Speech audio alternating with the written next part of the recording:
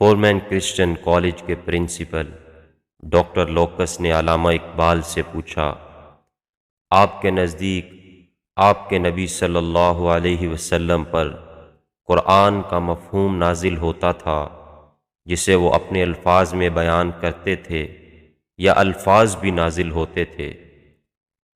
علامہ اقبال نے فرمایا، میرے نزدیک قرآن کی عبارت عربی زبان میں حضور صلی اللہ علیہ وسلم پر نازل ہوتی تھی۔ قرآن کے مطالب ہی نہیں، الفاظ بھی الہامی ہیں۔ ڈاکٹر لوکس نے کہا، میری سمجھ میں نہیں آتا آپ جیسا عالی دماغ فلسفی الہام لفظی پر کیوں کر اعتقاد رکھتا ہے؟ علامہ اقبال نے جواب دیا، میں اس معاملہ میں کسی دلیل کا محتاج نہیں، مجھے خود اس کا تجربہ ہے۔ میں پیغمبر نہیں، محض شاعر ہوں۔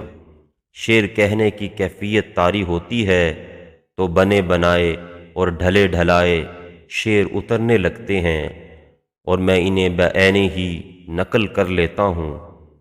اگر ایک شاعر پر پورا شعر نازل ہو سکتا ہے تو اس میں تعجب کیا کہ آن حضرت صلی اللہ علیہ وسلم پر قرآن کی پوری عبارت لفظ بلفظ نازل ہوتی تھی۔